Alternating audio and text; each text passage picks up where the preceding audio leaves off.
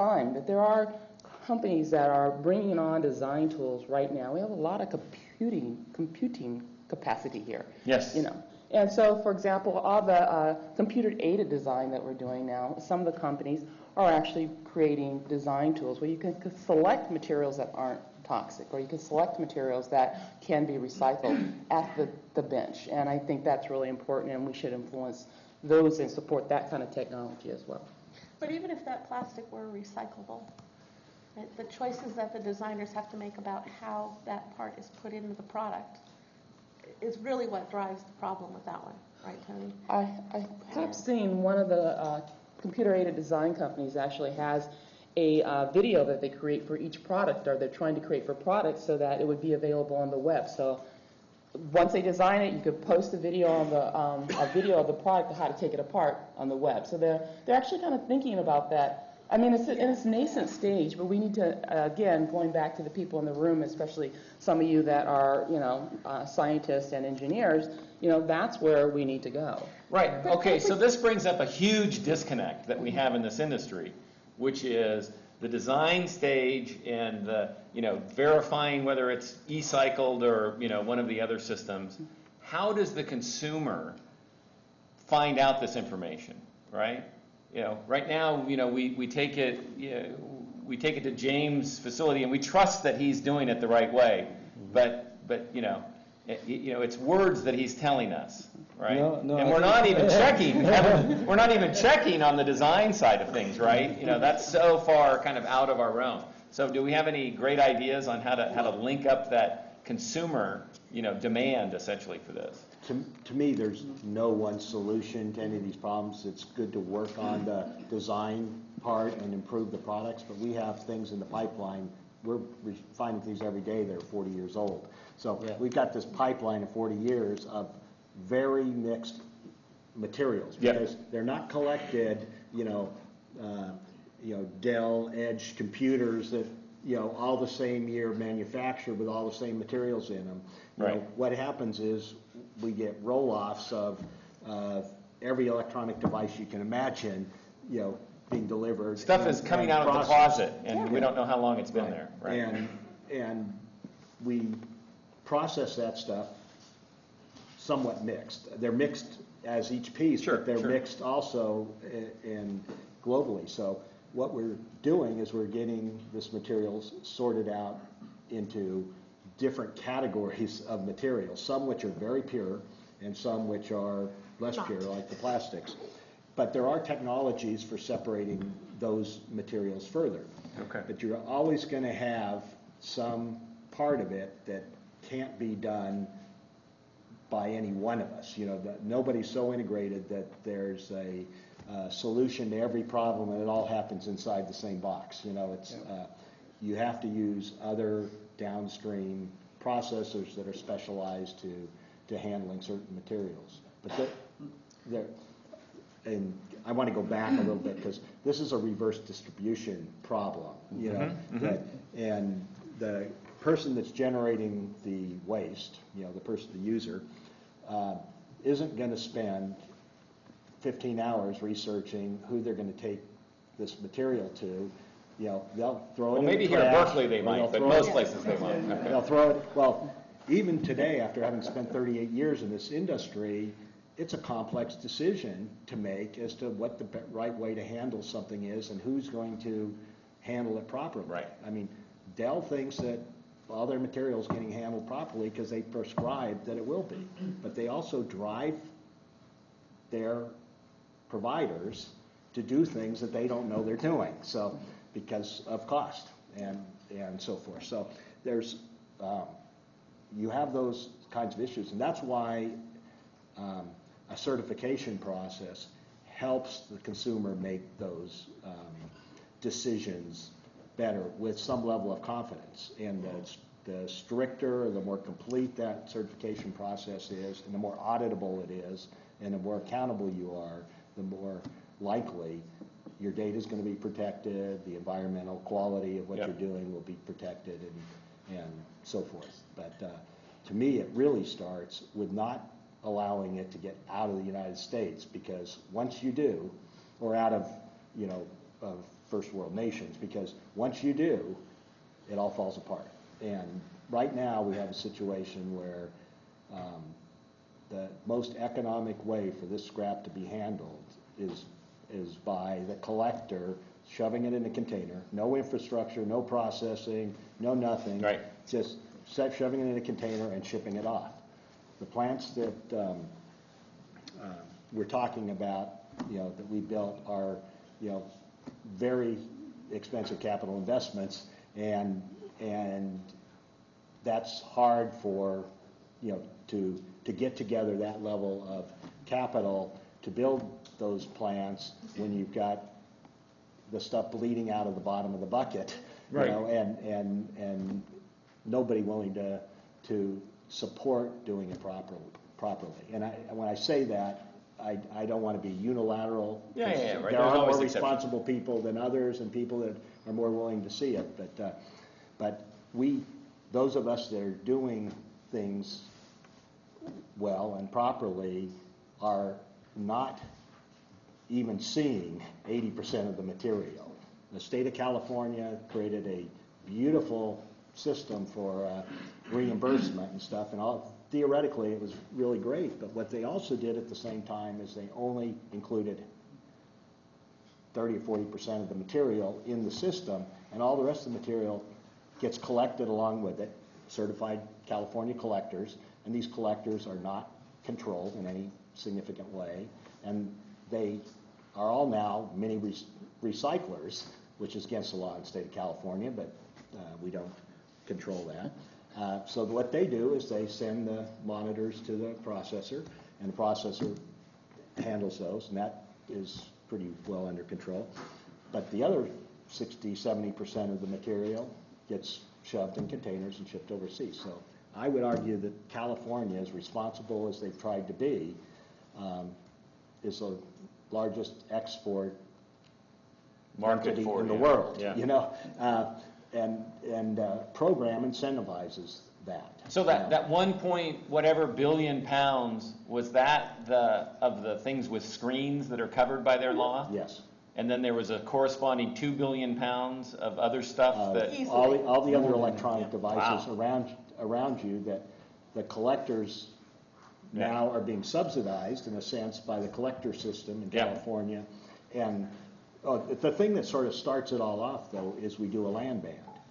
And when you do a land ban, landfill stuff that you ban. didn't even know existed all of a sudden now is Yeah. traveling around. So it ends up in scrap yards, and it ends up, in containers and, Right. and getting shipped overseas. And the one thing that California is focused on, which is the display devices,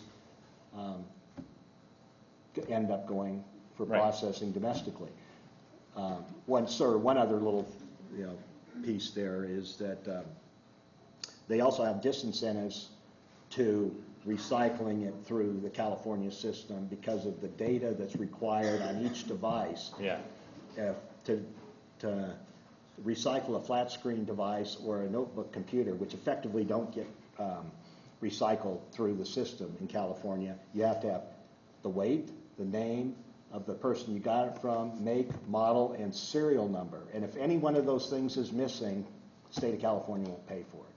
So there's little tweaks like that in the system that while it may be well-meaning because Yeah. they don't want to pay for monitors coming from Arizona or something, it becomes very dysfunctional and very difficult. All right, let's go out to the audience and see what questions we have. We got a question right there.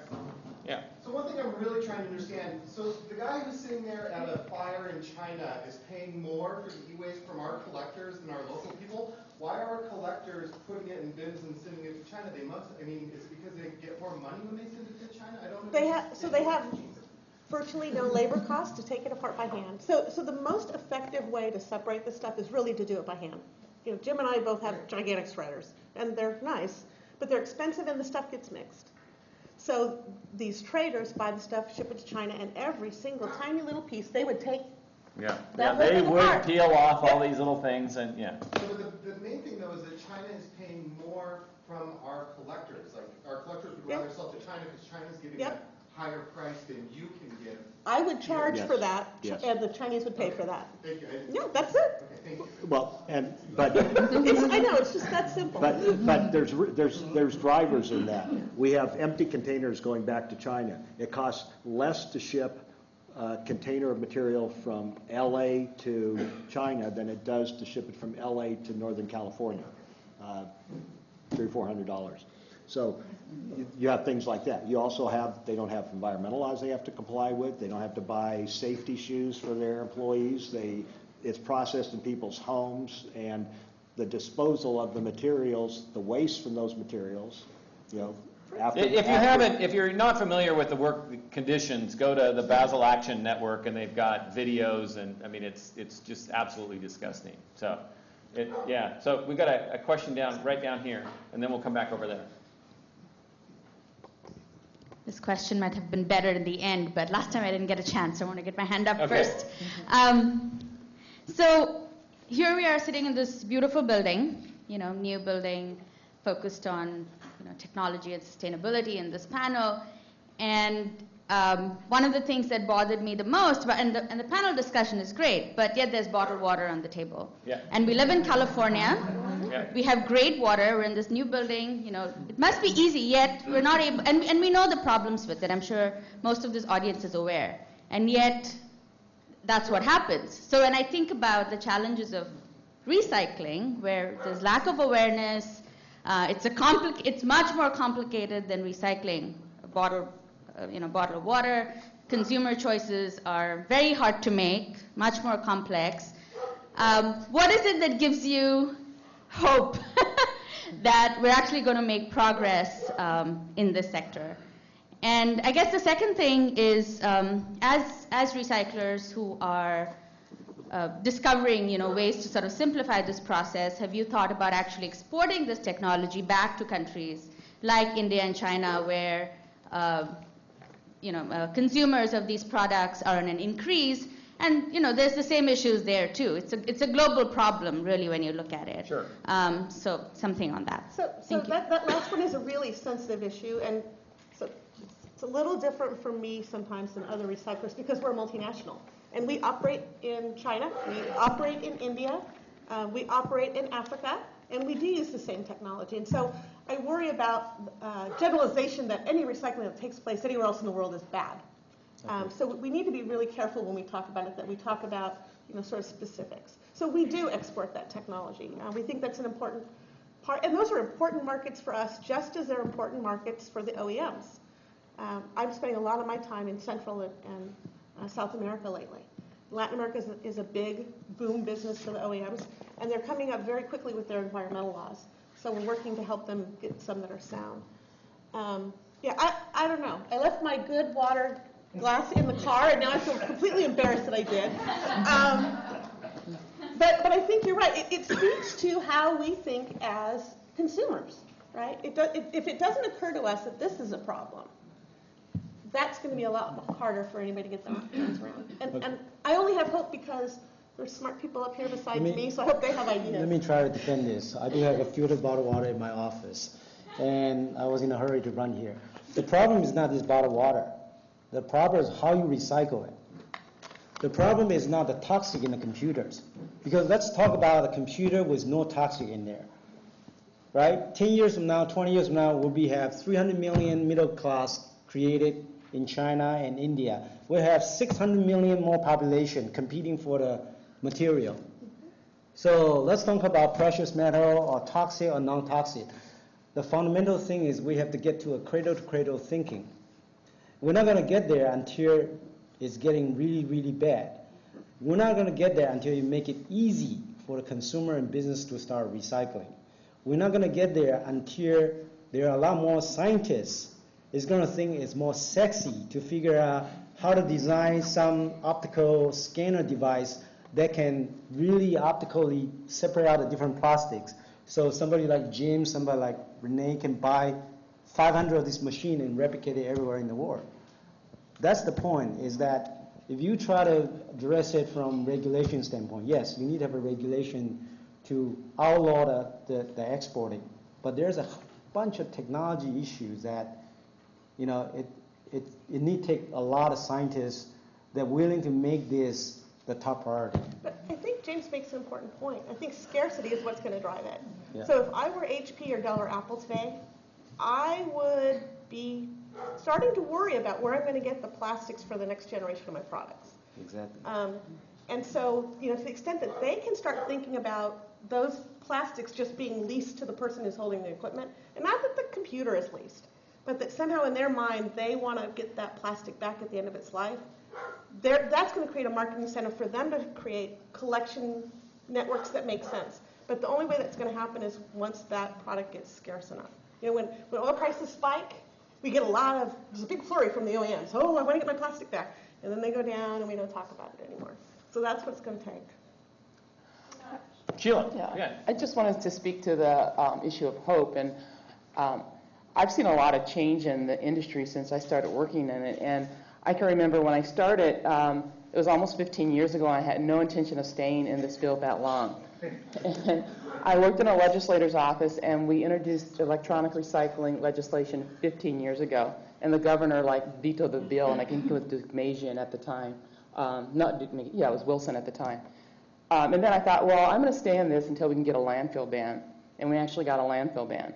And I thought, well, I'll just stay doing this until we get a law passed. And we actually got a law passed. And then I said, well, I'm working on this at SPTC, and I'm working on this market campaign. I'll just stay in this until some of the manufacturers start taking it back. And they started taking it back. And then I thought, well, now maybe they'll get a federal bill. And so I kind of wanted to stay until we got the federal bill, but I decided not to wait that long when we started working on solar. So there is hope and there is change that's happening, and I think that's really important. You can't always see it. I'm sorry? Right. So you have to just stick with it, but there is a lot of change, So. Yeah, and I tell you, and we'll go back out. One of the things that being here on campus that gives me hope is these really bright students that we have here. And I think that, if there's a big enough pile of this stuff, that they will come up with those creative solutions on how to effectively deal with these things. And because it makes sense spelled with a C, not just with an S.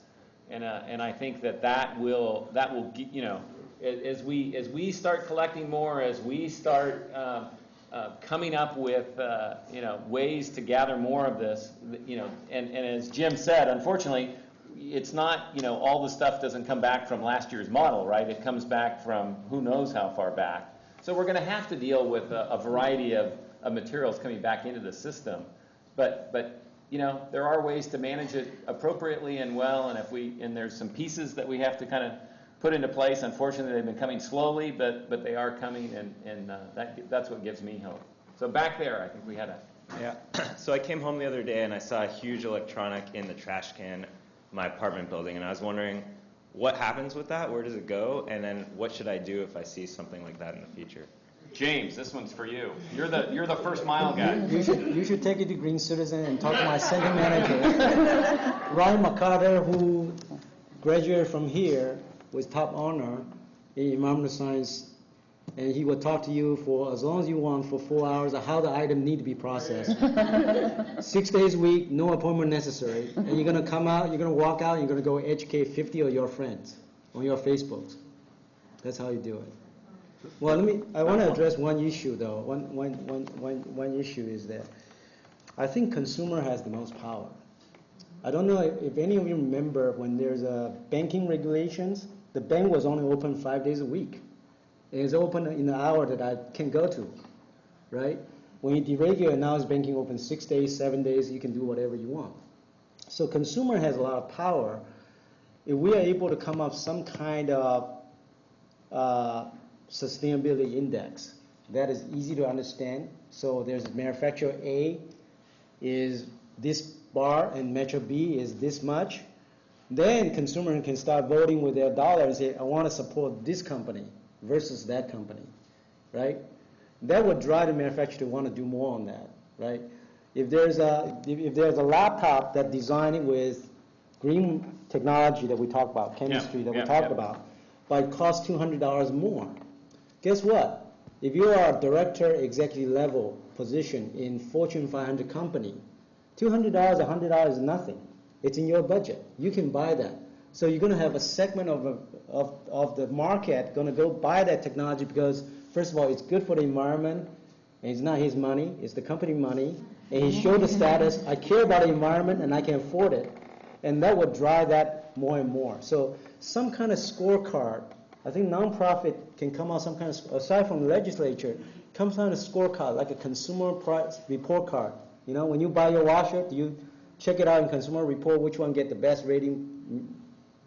Something like that. I see lots of questions over here. I just wanted to ask one myself before So my question is about the collectors. Like you said, the consumers are really an important player in this puzzle.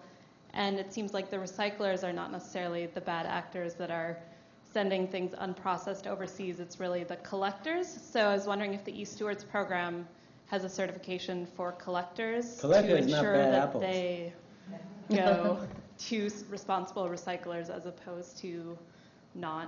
And then also for DTSC, what sort of requirements there are around the collectors that you certify through your California program. Like, do they have to send their products to eStewards recyclers, or what are the standards? They're required to follow our regulations, which prescribe, no disposal, no treatment, meaning dismantling and processing, accumulation time limits, labeling, transportation requirements. There's a set of regulatory requirements. There are literally thousands of people handling, so typically, if somebody's not following the rules, we would rely on people to rat them out to us in some way so that we can follow up on that. So if they get ratted out, there is some sort of oversight where they can be fined. Collector choosing the recycler, but in every case, if a collector chooses a responsible recycler, the cost is always higher because the responsible recycler being conforming to the environment for the worker and so on, so it takes more money to do it that way, right? So collector have to make that kind of decision to forego some of the revenue to do that. And so how does a collector survive is by offering more green services. For example, like company like Green Citizen will provide hard disk destruction services. So we're not talking about environment anymore, we're talking about confidentiality, and a lot of company, a lot of consumer, like to have us, do that for them. And therefore that money help to cover for the less money we collected from the recycler. But if you're just a collector, purely collector, I'm just interested in the money, and I go for the highest bidder, and that highest bidder very likely is not going to be SIMS or ECS or some of the very responsible recycler here. Can I speak to the scorecard really quickly? Sure. Yeah. We do have a solar scorecard on our website right now. We used to have a computer report card. We don't do it any longer. You can go to Electronic Take Back Campaign's site. They still have a TV scorecard. Greenpeace has a scorecard for computers. And I would encourage people to use all of these scorecards. And when the donate button comes up too, I encourage you to press the donate button. Good ad.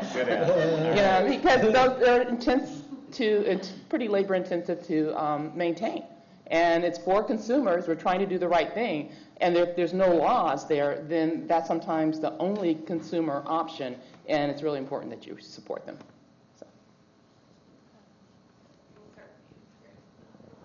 Okay, thank you. It's interesting, we have a recycler panel up here, but it really strikes me that what we're really missing is a discussion around reuse. So you have California DTSC, which only pays collectors for destruction, not for reuse. We have OEMs who are building for destruction, but not for reuse, because as we know, they get a piece, your hard drive breaks, you just can't, you can't just take out the piece that's broken, you gotta end up with a whole new darn thing. And you have shredding as being one of the major forms of recycling right now, which does not facilitate reuse. So I'd like to hear your panel's perspective on that, and also the issue of worker health. Because of the green chemistry issue, we're talking about BFRs, the PBDEs, and we know in China they're being exposed heavily. What are we doing here in the United States to protect our workers from exposure to the materials that, unfortunately, the OEMs are using that are not benign for human health or the environment? Well, sort of to answer the first question, which I'm forgetting the question. Reuse. Reuse, right. So, I had was it a Perry moment? The reuse it's one of those bugbears. We all do reuse in our business, but the technology is moving so fast that you almost have to assume that reuse is not an important part of the equation, and that you as a consumer are not going to go out and say, look, I want to take this big box that I bought 20 years ago and reload stuff into it so that I can keep using this box. You're going to buy the little light handheld device and so forth. So I still have a flip phone from if you could address the shredding issue, how shredding is maybe not encouraging the greatest recapture, or is it? Well, I don't think shredding is the villain here. I think shredding is just a tool to reduce the cost of recycling something that people have already decided doesn't have enough value to fix. I think this issue of reuse, which we all believe in and we all want to see happen, and we all continue to try to get a few extra cents of revenue to subsidize the operations out of it, is actually going the other way, I would say. The reuse part of the business is shrinking, not growing. Give us as an example, we did about 10 million pounds of material last month, or say 100 million pounds last year. And of that, less than 10%, and 10% would be generous, was resold or reused. And it's economics. And we look at our business in two different ways, Jim. Sorry. We have an active reuse program, asset management, redeployment of assets, things that can be reused. Mm-hmm. And customers come to us for that service. But when we talk about this end-of-life take-back, the kind of thing that we're talking about at this table, I think, we're very active in many large state programs, so we have lots of experience now. And we find that less than 3% of what comes back has any reuse opportunity whatsoever. If you think about it, I know I'm pretty cheap. And so if I've got something that still works, and I'll tell you, I work for a computer recycling company, and I have 2 PCs at home that work that I don't use. And I refuse to take them in because they still work and they have value to me. I don't know what else to do with them. I don't really want to give them to a school because I have to clean up the hard drive. So they sit there. Part of it is human nature. And so by the time someone's willing to chuck it in a bin, there's very, very little value to be found in there. For us, it's not only reuse. We actually take it one step upwards to repair. So if you come to Green Citizen Center, you will be able to get your PC diagnosed free of charge, and then fix your iPhone screens and so on and so forth. Because keeping it running for another 6 months would reduce the material usage and save you money in your pocketbook, but then also better for the environment. But reuse is a very interesting story for us. We started out 7 years ago. We have 0% reuse. We basically take everything, and even it's the newest laptop, we crash it and so on and so forth. But now we're doing about 15% value in reuse. Value, not poundage in reuse. And I know Jim Renee knows about this. They do a lot of corporations. We do it down to the individual recycling item level from the consumers. So that's a lot of labor to do that. And we do the reuse, and we actually try to test it for parts and repair.